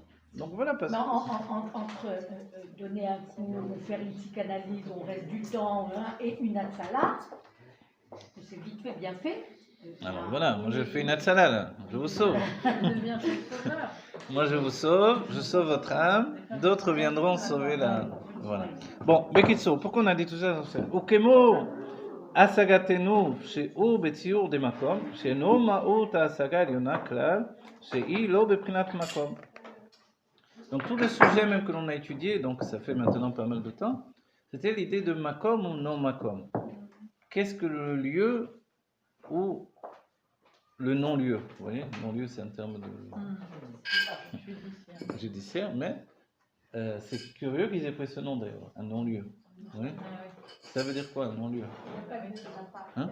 Il n'y a pas lieu. Il n'y a pas lieu d'incriminer ou ni de défendre ou voilà. Il n'y a pas de sujet. Voilà. Hein, c'est curieux. Voilà, alors, le lieu, le makom, c'est Akadosh Baruch Hu. Iné makom iti, il est l'endroit du monde et le monde n'est pas l'endroit où il réside. Dans ce cas-là, on peut se poser une question, est-ce qu'il est makom dans toutes les conditions? Et le Rabbi Rachab, donc, omette sur ce sujet-là, il s'appuie, il se concentre sur ce sujet-là. Est-ce que Dieu a une définition de makom, d'endroit, dans lequel se trouvent les mondes et les créatures, dans toutes les situations ou non? Et ce que l'on découvre, c'est que dans un silo, il n'y a pas de makom. Sous-entendu, il n'y a pas de perception de ma présence en tant qu'âme, en tant que lumière divine, en tant que sphira, dans un endroit de définition. Alors, on a un autre terme pour nous préciser ça, parce qu'on peut ne pas comprendre, c'est ce qui s'appelle Metziut Bilti Nimset. Vous vous rappelez, on a parlé de ça. Une existence non existante. Et ce que l'on a trouvé de plus ressemblant, c'est l'absence. C'est pour ça qu'on l'utilise pour dire, on fait à quelqu'un comme ça, la main devant les yeux, on lui dit, il est absent. Ça va, tu es là? Voilà, ou tu es absent. En fait, il y a le fait d'être existant, non existant. Dans les familles, quelquefois, on trouve cette image d'un père ou d'un grand-père dans une maison qui est là, mais qui n'est pas là. Et c'est comme s'il ne prend pas de place dans la maison. Très masculin. C'est très masculin, c'est la chokhma qui a une tendance à s'englober dans le keter. Donc, vers le Ein, le néant, la non-existence, la non-représentation de son existence. Quelqu'un qui est tellement silencieux qu'on a oublié qu'il était là. Tout à coup, il parle, ah, tu es là, toi. Ouais. Et ça... C'est aussi un nom de Dieu, maintenant. Oui, oui, exactement. C'est le nom de Dieu qui est en relation avec notre situation dans le monde de la matière. Et en réalité, au-delà de ça, il ne change jamais. C'est ce que le rabbi, c'est un enseignement du rabbi. Pourquoi le makom? Pourquoi on dit que le makom vous console et non pas un autre nom de Dieu? Parce que lui, il est toujours présent avec nous, il peut ressentir ce que l'on ressent dans le monde de la matière. Parce que le nom makom a un rapport, est-ce que c'est un prolongement du nom de Dieu ma? On pourrait dire, évidemment, il n'y a pas de hasard. Donc le ma, c'est le bitoul. Et le com, alors, c'est juste le site, non, le mail. Ma.com. Non, je vais reprendre les trucs parce que... non, vous allez dire, il dit n'importe quoi, ça. Ouais. Juste, il a écrit des livres et tout. C'est honteux. Ma.com. Non, c'est vrai. Non, mais c'est vrai qu'en analysant, je vous explique, on dit que c'est le pile-poule. On prend un pile, c'est un éléphant, on en fait une poule. Oui. Par le pile-poule, on peut tout. C'est pour ça que je peux toujours trouver un truc, mais je vais vous inventer n'importe quoi. C'est vrai que le mât, oui. Par contre, le mât, oui. Oui. Ce sont des perruches. Bon, allez, venez, je vais essayer de terminer le kitsour. La dernière fois, on a terminé le perek, c'est magnifique. Kemo atzilut ou asagat etzem elokut de mochin de prinat de bria, pardon. En rak ashayachim lamidot. Atzilut, voilà. Comment il définit la chose finalement pour l'avancer vers notre compréhension? Atzilut, le monde de Atzilut, le monde de l'émanation. Donc nous venons tous du monde de l'émanation. Notre âme provient du monde de l'émanation. Dans le monde de l'émanation, il y a une perception de l'essence même de l'intellect. Vous voyez ce que ça veut dire, ça? C'est-à-dire que nous connaissons assez souvent l'intellect intellectuel. Or, l'intellect intellectuel, il est bina, c'est-à-dire il est une construction. Qui dit construire, dit d'un certain point de vue dénaturer également. Vous voyez? Exprimer, le grand problème de l'expression, c'est dénaturer ce que je suis. C'est pour ça que, rappelez-vous, Moshe Rabbeinu ne voulait pas annoncer que Dieu venait délivrer le peuple juif. C'est quoi vraiment la problématique là-dessous? Va annoncer vite, cours. Dieu veut délivrer le peuple juif et toi tu es en train de discuter, 7 jours il va discuter. C'est quand même, il a trouvé le seul égoïste du peuple juif. C'est la folie quand même. En fait, ce qui était important pour Moshe Rabbeinu, c'est comment t'exprimer. Et Dieu va lui dire, Eki Asher Eki. Je serai celui qui sera. Et Moshe pose la question, qu'est-ce que ça veut dire? Et Dieu lui répond, je serai avec vous dans cette délivrance de cet exil, comme je serai avec vous dans la délivrance d'autres exils. Alors Moshe a dit quoi? Je vais leur annoncer d'autres exils. Ils vont me dire, viens, on reste en exil. Et on y reste. Pourquoi on va sortir en exil pour d'autres exils à venir? Bon, c'est vrai qu'on va dire, viens, sors et après on verra, quoi. Ok. Un jour de liberté, c'est déjà ça, c'est plutôt que de rester enfermé. Mais, oui, mais on peut répondre, mais voilà. Après mon jour de liberté, je pourrais plus supporter de rester enfermé. Laisse-moi un peu de m'organiser dans mon exil. Peut-être. Comme Yaakov Avinu qui s'est organisé en Égypte pour que ça se passe bien. Là, tu me dis, je te délivre, et après, de toute façon, tu... Voilà. L'oiseau, une fois qu'on a lâché, il n'a plus envie de revenir en cage, normalement. Donc, en fait, toute cette problématique, c'est la problématique de définition. Comment tu vas te définir devant le peuple juif? Et à la fin, vous voyez, le terme de Moshe, c'est Shlach na beyat tishlach. Envoie, je te prie, de la main de ton libérateur, c'est-à-dire celui qui te délivre d'une manière absolue. Sous-entendu que Moshe n'est pas en train de dire à Dieu, il y a un problème chez toi. Il lui dit, c'est chez moi qu'il y a un problème. Et c'est pour ça qu'il va le préciser. Vanorik, vatpe, vekval lachon, vous vous rappelez? Vatpe, vekval lachon anochi, à l'envers. Je suis lourd de bouche et lourd de dents. Sous-entendu, l'expression de cette Géoula, je ne suis pas à même de la donner. Peut-être L'explication. Peut-être que vous n'avez pas encore compris ce que je suis en train de dire. Et je vais vous expliquer, regardez bien. Ce que le Rabbi a fait aujourd'hui dans notre génération, c'est ce que Moshe ne pouvait pas faire. Il n'a pas voulu aller entraîner le message de la Géoula. Il a fallu qu'Aaron se débrouille à trouver quelque chose qui soit acceptable. Le Rabbi de notre génération, le Mashiach de l'Ador, le Mashiach définitif, toute sa qualité, ça a été de nous expliquer la Géoula.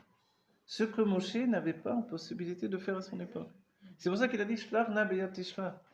Envoie celui qui est capable d'exprimer, d'expliquer cette Géoula, qui va être une projection. Parce qu'en fait, le peuple juif, sorti d'Égypte, ne savait toujours pas ce qu'était la Géoula. Et c'est pour ça que dans le désert, il n'y a eu que des plaintes et des complaintes et des reproches et des venus en retournant en Égypte. Ah, j'en ai marre, on n'a plus la viande de l'Égypte, on n'a plus les pyramides, on n'a plus je ne sais pas quoi. Oui. Vous comprenez que ça veut dire qu'ils ne savaient pas du tout ce qu'était la Géoula. Arrivé à Matan Torah, ils ne savaient pas ce que c'était la Géoula. Quand il y a eu le veau d'or, ça les a intéressés. Ça veut dire que la Géoula, ils ne savaient pas encore ce que c'était.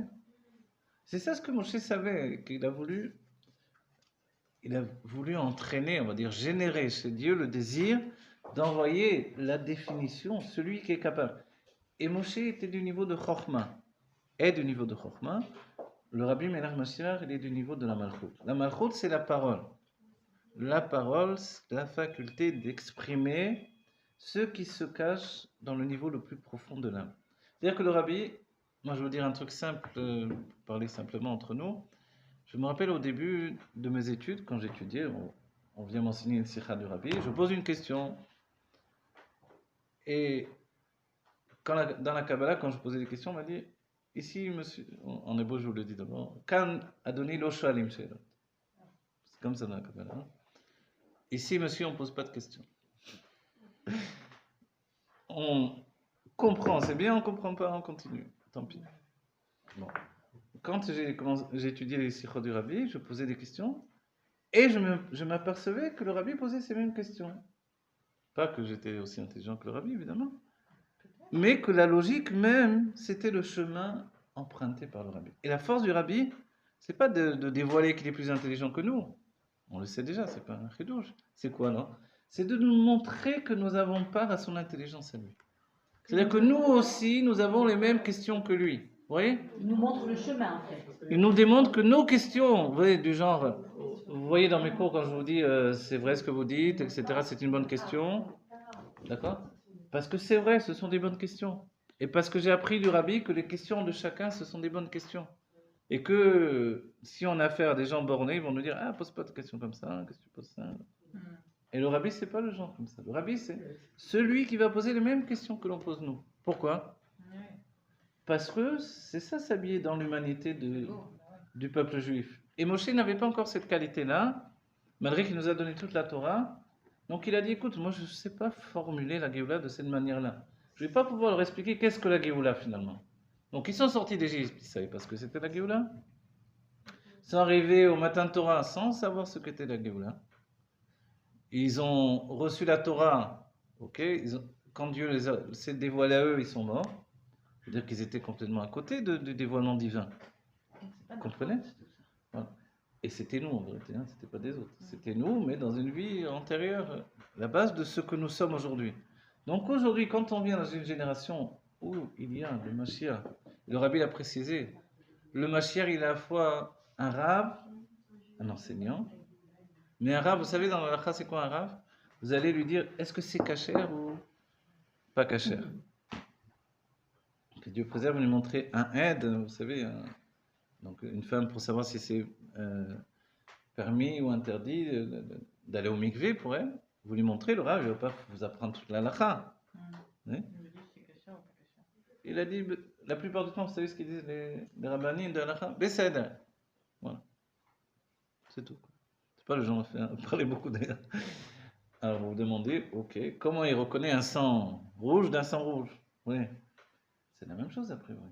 Quelle différence? Il est capable de vous dire, j'ai vu plus d'une fois, les rabbinim vous dire, ça c'est du sang d'un pédecin. C'est le sang d'une plaie. Ce n'est pas du sang des règles. Alors, mais quand je le vois du rouge, je ne vois pas trop la différence. Mais lui, il voit la différence. Oui. De la même manière, le Kohen était capable de dire, c'est pur, c'est impur. Une plaie, du moment qu'il a dit c'est pur, c'est pur. On ne sait pas, on voit la même chose a priori. Quelle différence? Vous voyez? Vous comprenez? Et donc, exprimer les choses, c'est pas une petite chose. C'est tout le sujet du judaïsme. Et c'est pour ça que quand Moshe dit, moi je suis lourd de langue et lourd de bouche, il faut dire, mais qu'est-ce qu'on s'en fiche? Va délivrer le peuple juif. Vite, vite, on sort. Tu sais dire ça quand même? Dieu a dit qu'on sort. Tu sais pas dire ça? Le Rabbi l'a dit, iné, Mashiach ba. Voilà.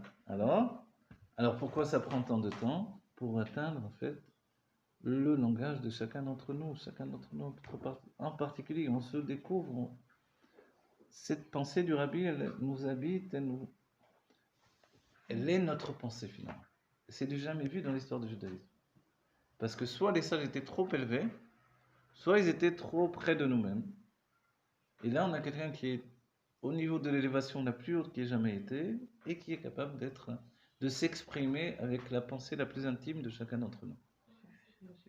Alors, vous dites quel est le rôle? Alors, je fais les chayim en même temps comme ça, parce que les gens, ils n'entendent pas ce que vous dites, donc en attendant, je fais les chayim, ça va. C'est un verre à facettes, vous savez, à chaque fois je dois chercher où je mets ma bouche. Il y a plusieurs facettes, vous voyez? C'est incroyable. Raph, quel est le rôle? C'est un rond carré. Vous connaissez il y a le président Poincaré. Alors, c'est pas que je veux pas que vous parliez, hein. Poincaré, je me suis dit, quel est le mystère de Poincaré? C'est un drôle de nom pour un président. Allez, je vous en prie.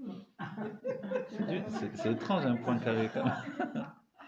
Ça dépend. Parfois, souvent, j'ai pas de réponse. Non, pas. Oui. On sait toutes qu'il y a énormément de définitions. On parlait de définition de la Géoula. On sait toutes qu'il y a énormément de définitions de la Géoula qui circulent. Il y en a qui disent que ce sera personnel. Il y en a qui disent que ce sera forcément collectif. Il y en a qui disent que c'est la prophétie ceci, la prophétie cela, etc. Quel est le rôle de cette confusion? Et est-ce que cette confusion des définitions de la Géoula fait partie de la définition ultime de la Géoula? Alors c'est pour ça que je vous ai dit tout à l'heure, sur ce point-là, quand on s'attache au Nassi à dehors, ça ne veut pas dire de ne pas étudier les autres. Hein, je ne viens pas rejeter. Tout est bien. Le peuple juif a toujours eu 70 facettes de vérité. Donc, pas que les autres sont fausses, etc. Mais il y a une vérité structurée. Selon le chemin des princes des générations, il n'y en a qu'une. Il n'y en a qu'une par génération. Même au sein de Chabad, ça a été toujours, il y a eu des déviations. Et les Rebbeim, il faut lire les Réchimot pour se rendre compte de ça, les Rebbeim ont toujours axé le fait sur, non, il y a un seul chemin des princes des générations. Un seul. D'accord? Après, ce qu'il y a d'autres vérités à côté, c'est intéressant, c'est bien, on peut étudier. Mais pour sortir du bilboul, sortir du safek, voilà, du doute, alors non, je sais que la vérité, elle est là. Vous voyez? C'est ce qu'a vu Baba Saleh, c'est ce qu'a vu le Rav Mordechai Eliyahu chez le Rabbi, vous comprenez? C'est une vision d'un homme qui a la vérité parce que Dieu lui a transmis. C'est le message d'un prophète, c'est pas juste un Rav. Vous savez, un Rav, vous lui dites, bon, vous avez oublié de lui dire un détail, il va vous dire la halakha par rapport à ce qu'il vous dit. Mais le Rav Kook, par exemple, il était Oui. grand rabbin d'Israël, Oui. il était un grand kabbaliste, Mhm. il a fait énormément pour mettre en marche, lui aussi accompagner les Oui, oui. commencements de la Géoula, pour faire revenir les Juifs. Mhm. Et les tenants du Rav Kook aujourd'hui vont dire, par exemple, que le temple, c'est nous qui devons le construire. Et qu'ensuite, Mashiach pourra venir, D'accord. Mashiach vient et c'est lui qui va construire Alors, ce temple. vous savez que d'après le Rav Kook, certains ont dit que la Knesset était la représentation du temple, les sionistes. Vous savez pas de ça peut-être. Donc, mais le Rav Mordechai Eliyahu, peut-être vous ne savez pas ça non plus, quand il était jeune, il était avec, si je ne me trompe pas, le fils du Rav Lov, je crois que ou avec un autre Rav, on va dire, il a été mettre une bombe dans la Knesset. Le Rav Mordechai Eliyahu dans sa jeunesse. Il a été incarcéré parce qu'il a mis une bombe dans la Knesset. Pourquoi il a fait ça? Parce qu'ensuite il va représenter justement le Rav des Merkaz Arabes, etc. Parce que justement cette Knesset elle représente ça. Cette sakana, ce danger de penser que la Géoula est là, la preuve, on a déjà un édifice temporel déjà installé d'un substitut de la royauté. Vous comprenez?